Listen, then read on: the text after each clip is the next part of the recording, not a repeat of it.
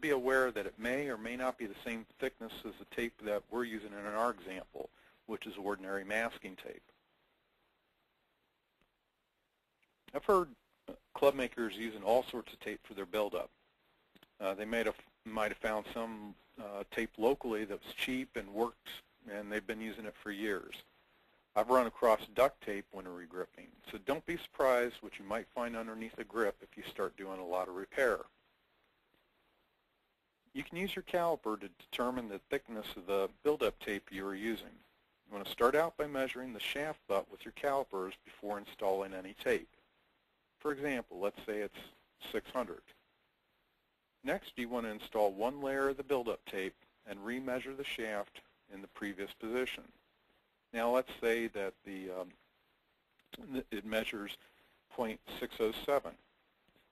We'll need to divide that by 2 since the tape wraps around the entire shaft. Now the majority of tapes used to build up grips will have a thickness of 0.0035 inches, like in our example. And each 10-inch layer of buildup tape applied to the shaft will add approximately 1.5 grams and will decrease the swing weight by approximately 1/3 of a point.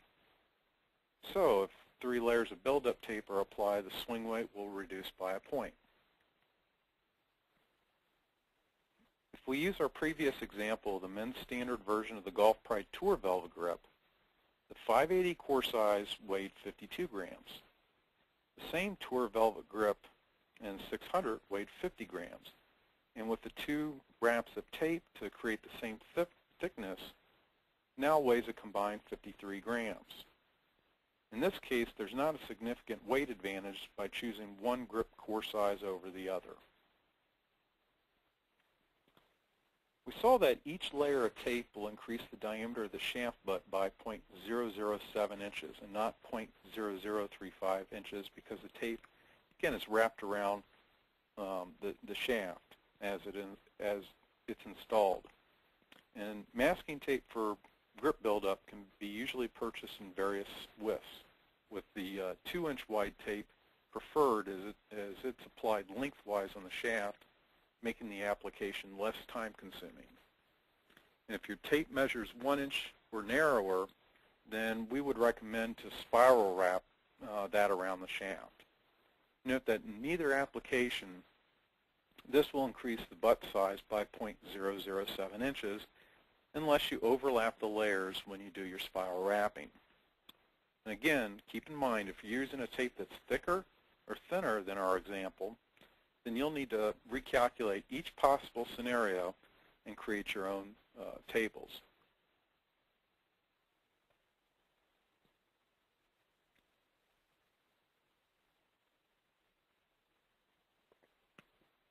Okay, let's go back to the grip sizing table to discuss a couple more things before we get started. If you see a single asterisk in the chart, this means that you'll need to stretch the grip down 3/4 of an inch longer than you normally would stretch the grip. This could be a little tricky if you've never done this before. The best advice I can give you is to make sure your double-sided tape is cut and placed on the shaft 3/4 of an inch longer than normal. If you're used to using 10.5 inches of tape on the butt end, then you're going to use 11.25 inches of tape. When you install the grip, you want to pull the grip down evenly down to that point and hold it for a second or two. The rubber may not want to stretch that far, so you may need to wrap some tape around the bottom of the grip and onto the shaft so it doesn't creep back up. And you may think that that a grip that's been stretched down is going to look a little strange too. I had one customer who had very small hands. He used to stretch his grips down at least 2 inches down further than normal on the shaft. And this was the way he liked all his grips, and it felt comfortable for him. And after all, that's what custom fitting is all about.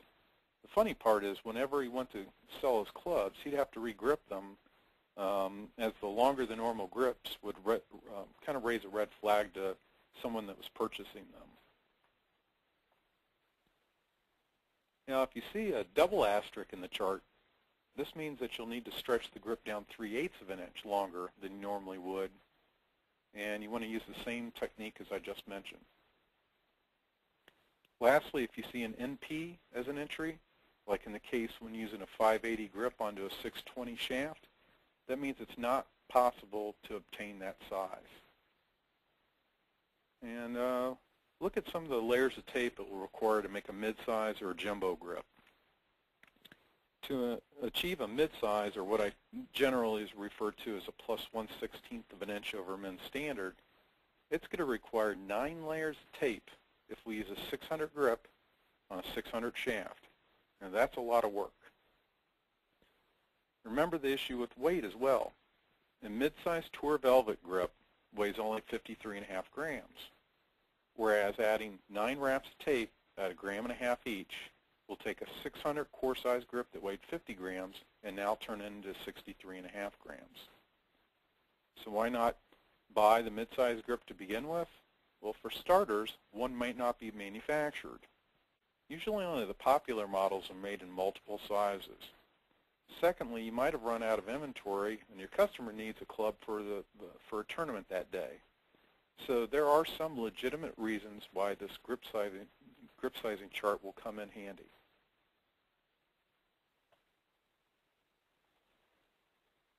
Next thing I want to discuss is how to wrap the tape around the shaft.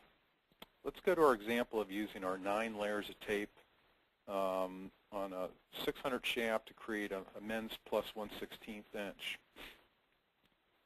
When we look at using our 2-inch wide tape, there's something we must understand. The circumference of a 600 shaft is only 1.88 inches around.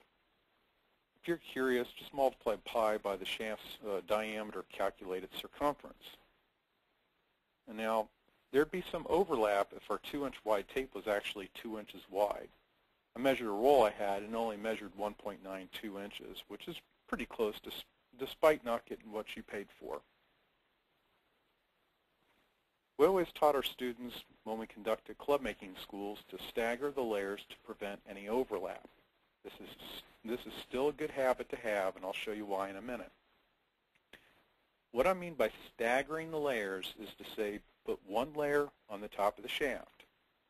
The next layer you would apply 90 degrees from the first. The next one, if any, would come from the bottom. The fourth one would be put at the other side. And if we have more layers like we have in our example, you just keep going around the shaft. Now, you don't have to go at 90-degree intervals either. You can wrap each layer at 60 or 120 degrees. The point I'm trying to make is don't start the tape at the same place each time. One more important part to remember. You want to avoid wrinkles. Otherwise, you might be able to feel them below the grip. And masking tape is so inexpensive to begin with that you might as well just start out with a fresh piece of tape.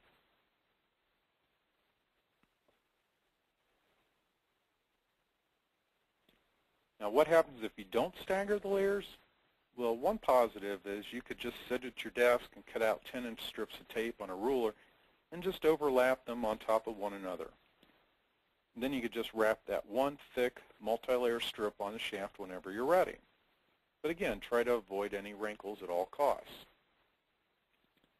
Now, here's what happens when you do that. This may not